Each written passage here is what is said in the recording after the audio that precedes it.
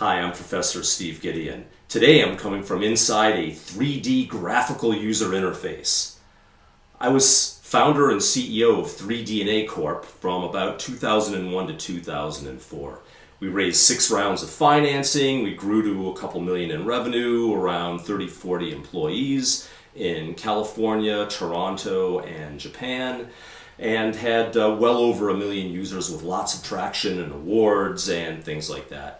Our idea was just as people went from a 1D command line DOS interface to a 2D Windows graphical user interface, that the world would go from 1D to 2D to a 3D graphical user interface. That just as people wanted to go from black and white to color, users would always want a richer, more visually appealing graphical experience when interacting with their computer.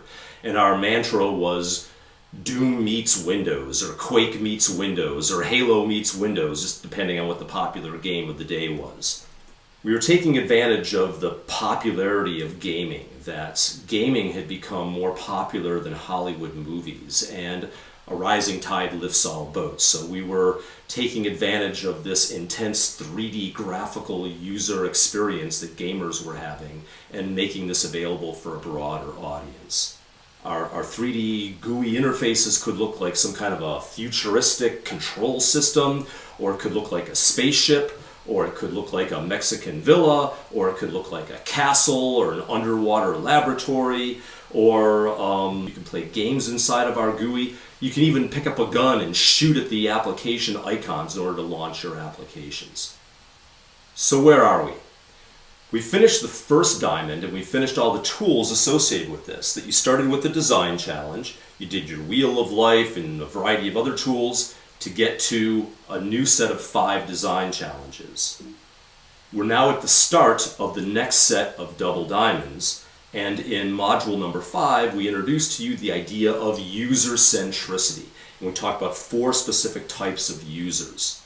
We introduced a variety of tools as you go through this next series of double diamonds. Now that you've focused on a specific customer persona, we gave you a wide variety of new books and ideas and thought leadership around the Stanford D School, the Strashik Center. We talked about value proposition design, designing for growth, and a variety of other important tools. And there's tons of great content out there around this. But some of the content out there around customer personas is kind of lame, that it treats customers like fairly flat, two-dimensional people. Like, I'm going to sell to women as if all women are alike, or I'm going to sell to 25 to 40-year-olds as though all people between the ages of 20 and 40 are somehow identical. So I'm going to give you some more context around customer persona and using my company 3DNA as an example. We talked about some of the lean startup methodologies around understanding your customers and using quantitative online customer persona tools around Google Analytics, Facebook Ask the Audience, Facebook Ad Manager, traffic click-through rates, and things like that. We also talked about Bill Ouellette's disciplined entrepreneurship and the holy grail of specificity. And this is a really important one. At the top of the holy grail is just segmenting who your market might be in fairly broad brush terms, but then going deeper and deeper to find who your beachhead customer might be. Who might be those users that are willing to take a risk on you, or those employers that are willing to take a risk on you. We then further refine this and eventually come up with a user persona. So let me give you some examples from 3DNA. Now, when we were doing some potential market segments, one of the first big questions was, do we use the advantages of 3D to enhance user productivity, or do we use it primarily for entertainment? There was a lot of disagreement within the company around this, that a 3D world gives you the ability to view dense information, and we had a variety of kind of futuristic ways to have 3D schemas to enhance your ability to sort through data. And some other companies were involved in this space, and they were doing okay, and we thought that was a possibility. But in the end, we decided to go for entertainment. And then within the entertainment and user engagement thing, there was a B2C play as well as a B2B play. Under the B2C, our users might be gamers, And that was important because you kind of had to know how to navigate within the 3D environment in order to be able to effectively use the tools. That if you sat there and didn't know to use like WASD in order to control your movement, or you didn't know what mouse look was, or how to kind of walk around in a game, then you probably were not going to be very happy with our 3D environment. So we were looking for users that were comfortable with 3D environments and could navigate within them. Other possible sources of B2C users were artists, school kids, maybe mainstream people. On the B2B front, we were looking for people that would pay us money to create these environments. And so our first thought was game producers, that people like Grand Theft Auto or ID Software and the makers of Quake or Doom or Halo or people like that would be good candidates for people that would pay us money to make a 3D themed environment that they would then pay us and promote to their users. We thought about maybe the hardware manufacturers, people that made computers or motherboards or graphic cards or maybe 3D chipsets or GPUs, graphical processing units instead of CPUs. We looked at people that cared about brand enhancement, like maybe Disney or people like that. Or people that just wanted to roll out more marketing and promotion, like McDonald's or Burger King or people like that. We eventually figured out what our beachhead markets were. We thought that our B2C was going to be active gamers, but we were wrong. They just didn't care. We weren't quite up to the level of graphical excellence that they expected. And our underlying graphic engine really didn't have the shaders and some of the advanced technology that some of the best games on the market had.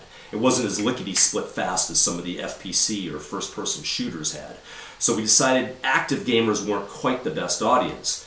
We then focused more on the creators of 2D art and 3D art, and worked hard to drive the sharing community around people that were making art and wanted to share their art with other people. Originally, we thought that the game producers would love us. We never really were successful at selling to the 3D game producers. At the end of the day, we were, however, successful at selling to our primary beachhead market, or graphic card manufacturers. So let me get into some specific details of customer personas. So here's my first customer persona of the B2C play, and this is BlizzBaby. BlizzBaby was 30 years old. She was female, very active in the graphic art community. She was fluent in a variety of 2D graphic software. She was really great at Photoshop and Adobe Illustrator and some of these tools. She was a member of Renderosity and DeviantArt, which were online art sharing communities, that she was active in those communities, and so through advertising through there and through interacting with that community, that's how we discovered her, and we wanted more people like her. She didn't really actively play video games, so she was not really a member of that first B2C market, which we rejected, but she had a boyfriend who played video games, and she watched him, and she would kind of sort of watch over his shoulder and kibitz and say, oh, go to the left, no, go to the right, watch out for that guy behind you. We discovered that this was a really important interaction of a lot of our users, that even if they didn't play video games, they had friends who played the game and that they would watch. And this viewing of other people playing video games was becoming an increasingly popular way to consume video games. That it wasn't always people who played video games, it was people who sometimes watched other people play video games. Also, she had her own website.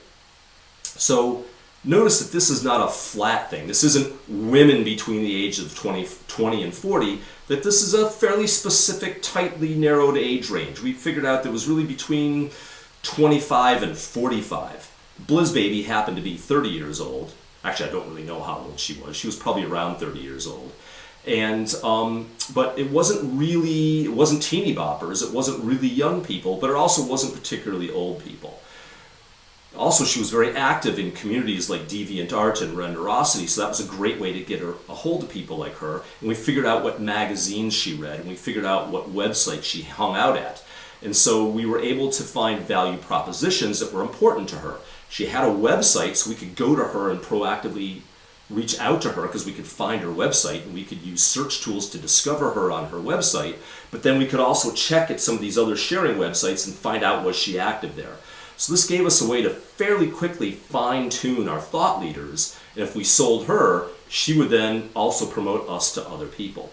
So having a very detailed customer persona gave us a guide to action. It wasn't just women between the ages of 20 and 40. It gave us where she hung out, the things that she liked to read, the websites that she went to, the magazines that she read, and what some of her gaming consumption habits were around understanding how to navigate in the 3D world. She understood what it was, but she wasn't fluent at it. Our second customer persona was somebody I call Shaq Fan number 1. He was a 17-year-old male. Now, 17-year-olds are quite different than 20-year-olds and are very different than 25 or 30-year-olds. So this is a fairly tight range. We really kind of had people here in the 16 to 20-year-old range. Part of the reason for bringing this range below 18 was it's a little problematic working with people under 18. There's certain legislation and certain privacy issues that you have to deal with, and so we wanted a user persona that forced us to grapple with some of these privacy issues and forced us to grapple with issues related to whether he would pay us or not, or how he would pay for something if he didn't even have a credit card. Now, he was active in the video mod community. This is people who would play a video game, but they would actually create new 3D content around modifying the worlds in which they were playing. And so he was fluent in various 3D graphics software, and in particular, he used 3D Studio Max. Now, this was important because we need to figure out what file types our interface supported. Could you import 3D art from Maya or Softimage or people like that? Or do we say, no, we're going to only focus on 3D Studio Max, or people who would at least export to a 3DS file type so that we could then import these into our 3D worlds. So it was important that he knew how to build 3D tools and was active in that community. Now, he was an active PC gamer. Not just any kind of a gamer. He might also play video games, but he had to be a PC gamer. And what we discovered was, very often, if you're a video gamer, like Xbox or PS2, you might not care about PC games. So it was important that he cared about PC games, not just video games. He was active on a variety of websites like GameShack, GameSpy, and 3D Gamer. And one of the reasons why we knew he was such a fan of GameShack was he even called himself Shaq Fan. So he was very active in the GameShack community, but also in a couple of these other communities. He uploaded some of his 3D worlds to these various gamer sites, and he read 3D Gamer as well as GameSpot. And these were important things for us to know as well, too. That again, that our persona wasn't just, 15 to 30-year-olds that like to play video games. That there were also certain behaviors of the way he engaged with PC-based video games and which tools he used and which websites and which magazines that gave us an ability to find more people like him and to say that he's our beachhead, but once we get people like him, we can then broaden that out to a wider community. He had his own website, so it made it easy for us to interact directly with him through his website. That was important. Oh, and another thing we discovered is people like Shaq Fan 1 would never pay for our stuff. He's going to hack our product. He's gonna find a way to not pay for it, and he's going to share the hack codes with everybody else. And that was okay with us, that we had to say, you know what, if we couldn't be cool for people like him, then we couldn't be cool for anybody. Now, when we were first interacting with some of these audiences, that a lot of the guys in my company said, Steve, you're not allowed to interact with these people. You're just not cool enough. I remember when we released version 0.8 to the Game Shack community. And in the first couple of hours, people were downloading it and saying, oh, this is poo, this is bad, this sucks, you're stupid, why would anybody want a 3D GUI, you guys suck. And I wanted to leap in and go, no, you don't understand, you need to do this, you don't need to do this. And all my employees said, Steve, I don't care if you're the CEO, shut up. You're not allowed to interact with our user community. You're 42, you're too old. And I remember that Mike, who was a lot younger than me and cooler than me, he wrote to the Game Shack community, thank you for the love, please send more love to criticism@3dna.com.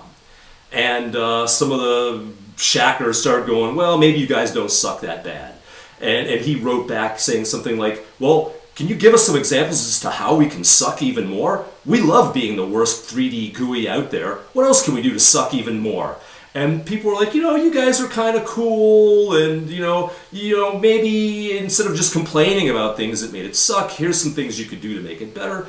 And eventually, just by kind of mirroring the kind of sort of cynicism and the sarcasm that some of these kids had, and just engaging with them and being humble, that kind of brought some of them over to our side to say, well, maybe when you release version 0.85 or 0.9 or 0.92, maybe we'll kind of enjoy poking at you and doing your bug testing for you, but also giving you valuable sources of insight and a user community, so that when we would upload to other sites like download.com, we had a fan base of people that would go to download.com and say, hey, these guys are okay, I like this product, and give us those first 30, 40, 50 reviews, because you never want your freeware download to be kind of languishing with no downloads and no comment. You need to build a community somewhere and then kind of port that community to the other sources that you're trying to go off to. So the point I want to make here is not so much what 3DNA did, but as much as I want to illustrate the specificity of the 3D community that we are trying to approach. And that with the holy grail of specificity, you're not looking to make it broad-based for everyone. You're looking to exclude people more and more. And this is important, that you can't sell to everybody at once. That rather than saying, oh, I want to sell to everybody, like I'm looking for that beachhead. I'm looking for excluding as many people as possible so I really, really deeply get a specific customer.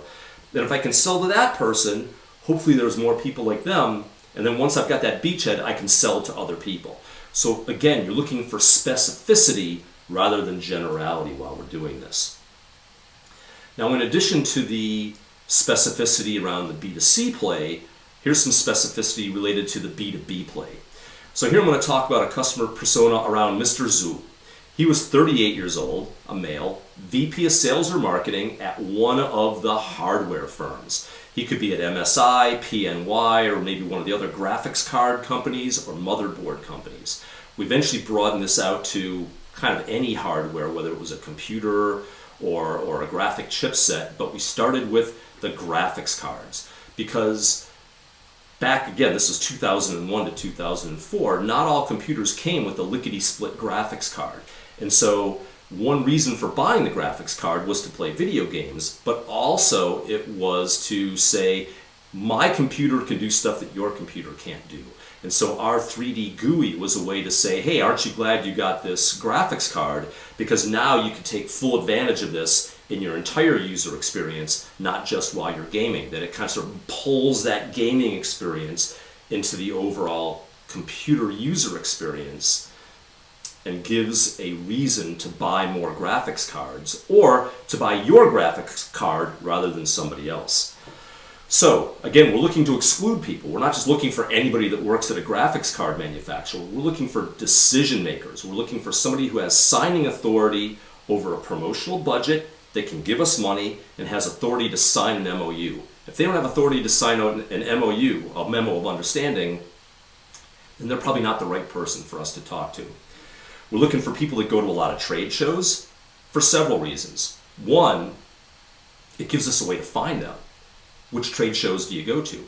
But also, we were better than the competition. We were cooler than the competition. We did a lot of things that other people didn't believe were possible technologically.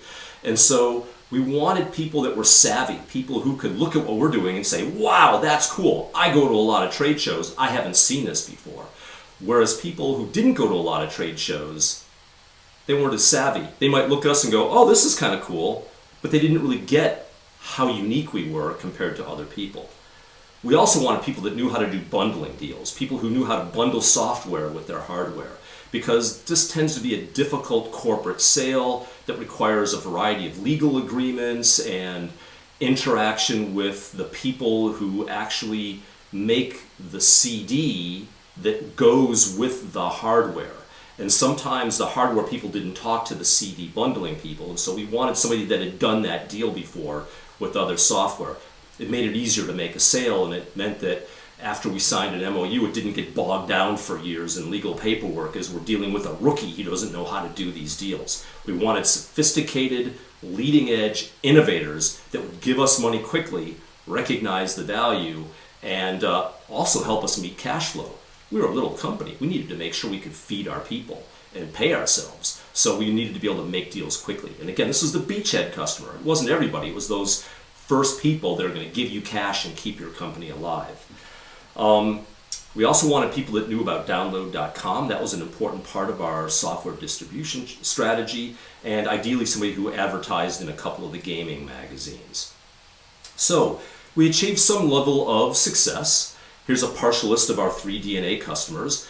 Once we really kind of dominated the graphics card space, we expanded into the 3D chipset makers. So we had deals with ATI as well as NVIDIA. In fact, I'm wearing a shirt from ATI. Now, ATI was a Toronto-based 3D graphic processing unit, a GPU producer. And there were really only two on the planet. There was NVIDIA down in Silicon Valley and ATI here in Canada. Really, Toronto's been a hotbed for 3D technology in general, partially because of ATI. Eventually, AMD purchased ATI, and so this is a bit of a historical legacy here. ATI doesn't exist anymore. They're just a division within AMD. So one of the two world's largest CPU manufacturers, Intel and AMD, AMD bought ATI. NVIDIA is still their own company, Intel's still their own company. We also had a deal with Intel. So this is an example. We ended up doing deals with a lot of the graphics card companies, a bunch of the motherboard companies, a lot of computer companies. We had deals with Fujitsu, Toshiba, Dell, Compaq, and people like that. We also had deals with a lot of the gaming magazine companies, some of the software download companies, and a variety of other places like that. We ended up achieving some level of popularity in the award space, so this was a way for us to broaden beyond our beachhead B2C and get into other distribution channels. So we actively tried to get awards from a variety of gaming sites or magazines or websites, because every time that you would win an award, we'd get a blip in traction, we'd get a blip in page views, we'd get a blip in downloads, and then popularity bred popularity. That if you could kind of get a wave of support, that then the magazines would say, hey, you were the number 3 download last week, and that would generate the new wave of support. And then people would say, wow, 3DNA was downloaded more than Napster and Morpheus and LimeWire and Kazaa and some of those other file sharing services. You know, we had more downloads in a week than Internet Explorer, for example. That got the attention of Microsoft. That was kind of neat. We're more popular than your browser. And so each wave of popularity would generate another wave of media attention, which would then create another wave of popularity. So this is why having a very specific user understanding can help you to reach out to these people and give you a guide to action, as opposed to, well, here's my customer persona, but I don't know what to do as a result of that. Okay, so hopefully you've enjoyed a little bit of a history lesson about one of my companies from the early 2000s, but here's your assignment. So the assignments are to brainstorm possible market segments that are in harmony with your design challenge. And this is a divergent thinking thing, to do divergent brainstorming and to use radical collaboration to maybe get other people to help you with your brainstorming. And each design challenge might give you a different set of brainstorming. So if your design challenge is related to getting a job, that might give you some brainstorming related to people who might want to hire you. But if you're looking at a side hustle or a startup or a social venture, then that might give you brainstorming for a different set of beachhead customers.